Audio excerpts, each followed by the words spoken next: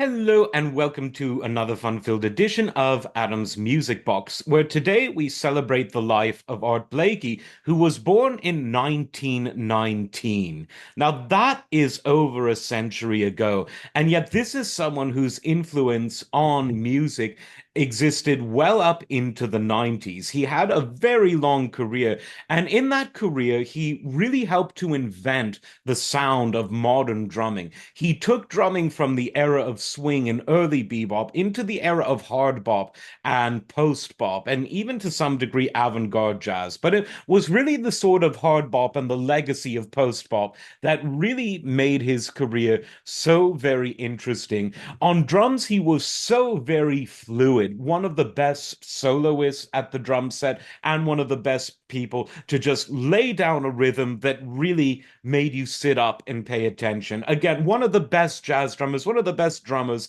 of all time, because if electric guitar, for instance, is most associated with rock, the drums, in terms of the modern drum set, really are first and foremost a jazz instrument. But apart from just being a great drummer, Art Blakey was someone responsible for either launching or helping to propel the career of so many super talented artists because he ran his jazz messengers kind of like a school where he would take the most prodigious, precocious young musicians, put them in his band, knowing that they'd eventually go on to form other bands, have solo careers. And he said he wanted to keep his band young so the music never fell behind the times and never started to get old fashioned. So just look at some of the people in his bands. You can look at some of his early bands where you have Donald Byrd, who went on to be a great soloist, Hank Mobley went on to be a great soloist, Horace Silver went on to be a great soloist, Bill Hardman went on to be a great soloist, Jackie McLean went on to be a great soloist. Same with Sam Dockery, same with Jimmy DeBrest, and the list goes on. Lee Morgan went on to do great things. Bobby Timmons went on to do great things. Wayne Shorter went on to do great things. Um, Freddie Hubbard went on to do great things. Cedar Walton went on to do great things. Curtis Du Bois Fuller went on to do great things. Reggie Workman went on to do great things. I mean, the list, Gary Bartz, went on to do great things. John Hicks went on to do absolutely great things.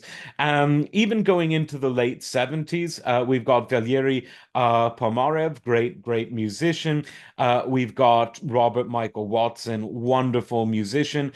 We've got Wynton Marsalis, Bill Pierce, Charles Farnborough, Kenny Garrett, one of my very favorites. Robin Eubanks, Kevin's brother, very talented. And so, right up until his death in 1990, he was taking the young talent of the jazz and later sort of the jazz fusion world, even though the jazz messengers were always strictly sort of hard bop or post bop based music. He took them and he allowed them to cultivate and develop their skills in what was by then and really always was an absolute musical institution.